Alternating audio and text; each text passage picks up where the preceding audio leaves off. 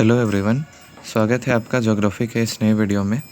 आज के इस वीडियो में हम लोग जानेंगे कि ह्यूमन के सेटलमेंट का यानी मानव के अधिवास का जो उद्भव है, इवोल्यूशन है, वो डॉक्सियाडिस महोदय के द्वारा कैसे किया गया था। इसमें हम लोग जानेंगे कि डॉक्सियाडिस कहाँ के थे, कौन थे, इनका इकिस्टिक थ्योरी क्या था, इन्होंने किस तरह से ह्यूमन के सेटलमेंट को अलग अलग स्टेजेस में बांटा, कितने स्टेजेस में बांटा उसको जानेंगे। उसके बाद हम लोग इनका क्रिटिकल इवैल्यूएशन भी करेंगे, मतलब मूल्यांकन भी करेंगे, और लास्ट में इनका जो विचार था मानव के अधिवास को लेके उसको भी समझेंगे। तो सबसे पहले बात करते हैं डॉक्सियाडिस की। तो इनका पूरा नाम था कॉन्स्टेंटाइनस ओ ए डॉक्सियाडिस। कॉन्स्टेंटाइनस ओ डॉक्सियाडिस जो थे वो एक ग्रीक आर्किटेक्ट थे जिन्होंने इकिस्टिक्स का कॉन्सेप्ट दिया था। ये एक टाउन प्लानर भी थे, इसीलिए इन्होंने सेटलमेंट को लेके अपना ये थ्योरी दिया। इकिस्टिक्स का जो कॉन्सेप्ट है उसमें इन्होंने ह्यूमन के सेटलमेंट के बारे में क्रमबद्ध रूप से सिस्टमेटिकली अध्ययन किया, जिसमें इन्होंने हट से लेके यानी झोपड़ी से लेके जो बड़े बड़े शहर हैं उनका विकास कैसे हुआ उस पे अपना विचार रखा। अब इनका जो कॉन्सेप्ट है इकिस्टिक्स का उसको समझते हैं। तो ये जो इकिस्टिक्स का कॉन्सेप्ट है ये एक साइंस है जिसमें सिस्टमेटिकली वर्ड जुड़ जाए, क्रमबद्ध शब्द जुड़ जाए, उसको आप साइंस ही समझिए, क्योंकि साइंस का डेफिनेशन में ही आता है एक क्रमबद्ध अध्ययन। तो इकिस्टिक्स भी क्रमबद्ध अध्ययन है मानव के अधिवास का, इसलिए ये कहा जाता है कि ये ह्यूमन सेटलमेंट का साइंस है। इसमें इन्होंने 5 एलिमेंट्स को माना था, जिसमें पहला एलिमेंट खुद आदमी होगा यानी मैन, दूसरा उसकी प्रकृति जहाँ पे वो रहता है, नेचर, तीसरा सोसाइटी, चौथा हो जाएगा जिस जगह पे वो रहता है, जो बिल्डिंग वो बनाता है, और पांचवा हो जाएगा ट्रांसपोर्ट एंड कम्युनिकेशन, जिसको नेटवर्क कहते हैं। तो ये 5 एलिमेंट्स उन्होंने माने थे इकिस्टिक्स के लिए, यानी ह्यूमन के सेटलमेंट के लिए इन 5 चीज़ों का होना ज़रूरी है। पहला मैन, उसके आसपास का नेचर, तीसरा एक सोसाइटी, चौथा बिल्डिंग जिसको शेल्स कहते हैं, और पांचवा हो गया ट्रांसपोर्ट एंड कम्युनिकेशन। ठीक है, अब जानते हैं इन्होंने किन किन स्टेजेस में, किन किन चरणों में मानव के अधिवासों को बताया है। तो इन्होंने कुल 5 चरण बताए हैं जिसमें मानव के अधिवासों को समझा जा सकता है। पहले स्टेज को इन्होंने नाम दिया है एंथ्रोपोस, दूसरे स्टेज को दिया है ओइकोस, तीसरे को डीम, चौथे को पॉलिस, और पांचवे को इक्यूमेन पॉलिस। ठीक है, एंथ्रोपोस, ओइकोस, डीम, पॉलिस और इक्यूमेन पॉलिस, ये सब इन्होंने नाम दिया है। और इसमें क्या होता है कि आदमी की संख्या धीरे धीरे बढ़ते जाती है। जैसे एंथ्रोपोस में एक आदमी है, ओइकोस में आदमी का ग्रुप है यानी फैमिली है, डीम में पूरा गांव है, पॉलिस में शहर आ जाएगा आपका, और इक्यूमेन पॉलिस में आपका पूरा वर्ल्ड सिटी या फिर बोल सकते हैं हम लोग ग्लोबल सिटी आ जाएगा। ठीक है, तो हम लोग एक एक स्टेज को अच्छे से समझेंगे। तो ओवरऑल आइडिया आप लोग को ये मिल गया होगा कि इनका जो 5 स्टेज है उसमें एक आदमी, फिर उसका परिवार, फिर पूरा गांव, शहर और बहुत बड़ा शहर, इस तरह से इन्होंने धीरे धीरे हट से लेके यानी झोपड़ी से लेके पूरा वर्ल्ड सिटी तक को अपने इस थ्योरी में बताया है। ठीक है, इसलिए इनका थ्योरी सेटलमेंट को लेके बहुत मान्य है।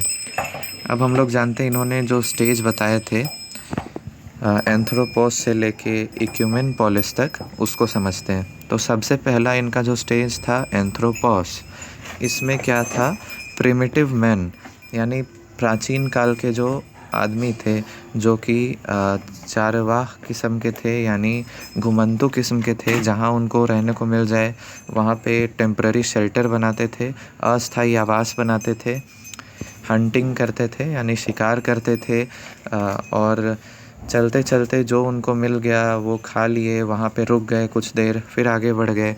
ठीक है, नोमैडिक उसी को कहते हैं। तो पहला जो इनका सेटलमेंट का इवोल्यूशन है वो इन्होंने एंथ्रोपॉस से स्टार्ट किया है, जिसमें एक आदमी रहेगा, अकेले अकेले रहेगा, टेम्पररी शेल्टर बना के रहेगा। दूसरा है ओइकोस, जिसमें एक फैमिली, उसी व्यक्ति का परिवार होगा जो एक परमानेंट शेल्टर बनाएगा। ठीक है, ये परमानेंट शेल्टर सेकंड स्टेज में ही इन्होंने बताया था, जिसमें ये लोग एग्रीकल्चर करेंगे और डोमेस्टिकेशन करेंगे। परमानेंट सेटलमेंट या परमानेंट शेल्टर इसलिए बनेगा ताकि वो अपने जो एग्रीकल्चर में उन्होंने उगाया है, जो भी फसल उगाया है, उसकी रक्षा कर सकें, और उसके देखभाल के लिए इन्होंने परमानेंट सेटलमेंट बनाया, परमानेंट शेल्टर बनाया। तो एंथ्रोपॉस के बाद आ गया ओइकोस, और तीसरा आ गया जब एक ही परिवार के बहुत सारे लोग, अलग अलग परिवार के बहुत सारे लोग एक जगह रहने लग गए। जो आपका प्रोडक्शन है, जो उत्पादन है, वो सरप्लस होने लग गया, अधिक होने लग गया, और खाने के बदले कुछ सामान बेचने लग गए, गवर्नेंस आ गया। ठीक है, तब उसको उन्होंने डीम कहा, जिसमें एक गांव के जैसा हम लोग समझ सकते हैं इसको, डीम। इसके बाद आता है पॉलिस। पॉलिस यानी एक अब शहर बन गया, जिसमें ट्रेड भी होने लग गया, व्यापार होने लग गया। पहले भी ट्रेड था लेकिन छोटे लेवल पे था। अब पॉलिटिकल ऑर्गेनाइजेशन बन गए, अब ये टाउन बन गया, तो अब इसमें और ज़्यादा फैसिलिटीज़ आने लग गए। ट्रांसपोर्ट फैसिलिटी सुधर गया, कम्युनिकेशन फैसिलिटी सुधर गया।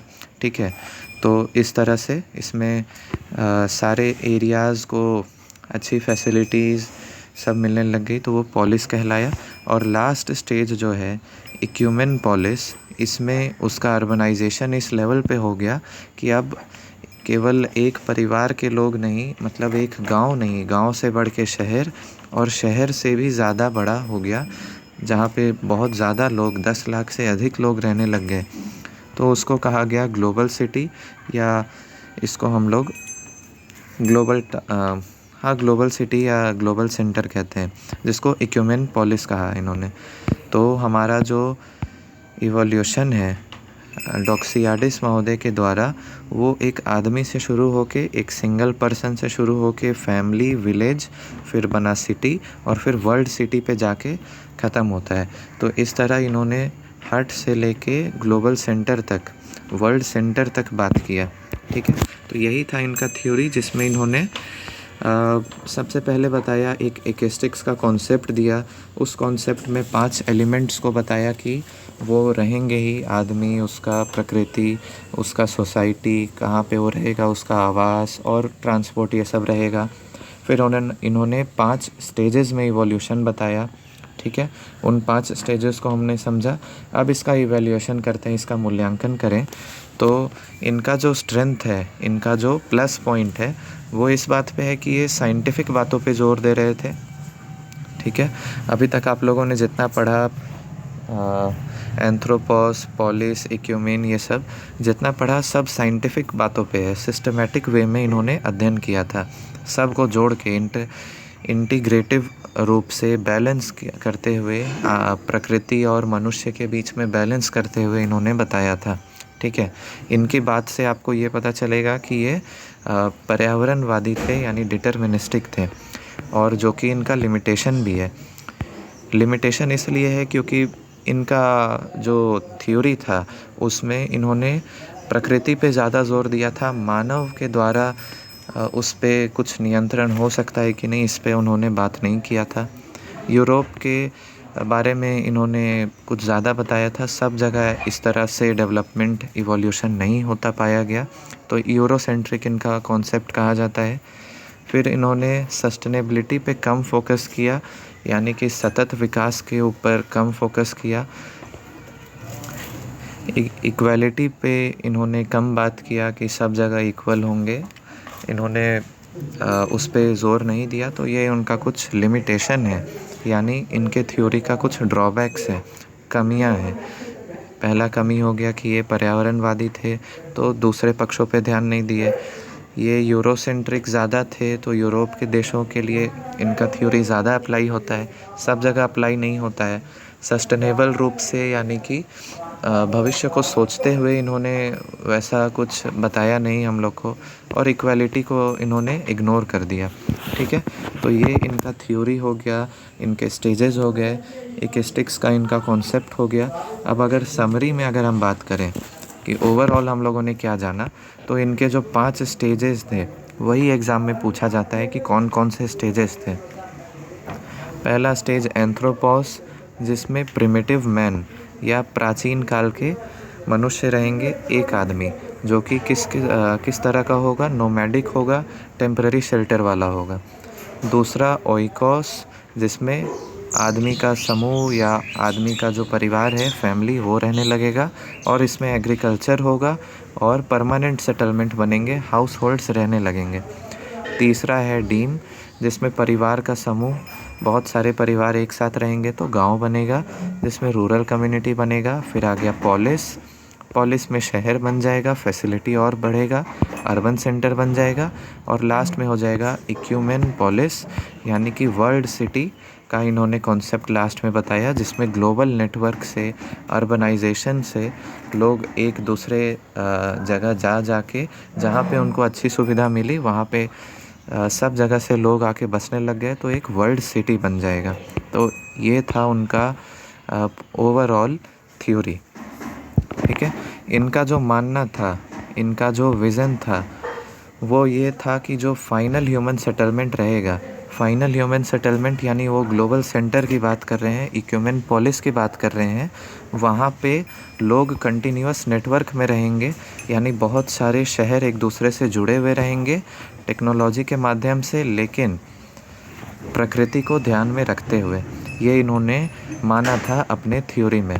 तो इस तरह हम लोगों ने जाना कि कैसे एक ग्रीक आर्किटेक्ट, टाउन प्लानर ने अपने थ्योरी में मनुष्य के अधिवास का उद्भव कैसे हुआ, इवोल्यूशन कैसे हुआ, उसको बताया, और किस तरह से इन्होंने इकेस्टिक्स का कॉन्सेप्ट दिया, जिसमें इन्होंने बहुत सारी बातें की, ह्यूमन के सेटलमेंट का साइंटिफिक कॉन्सेप्ट सामने रखा। तो इसलिए इनका कॉन्सेप्ट ज़रूरी है ह्यूमन सेटलमेंट को लेके। आई होप आपको समझ में आया होगा। Thank you.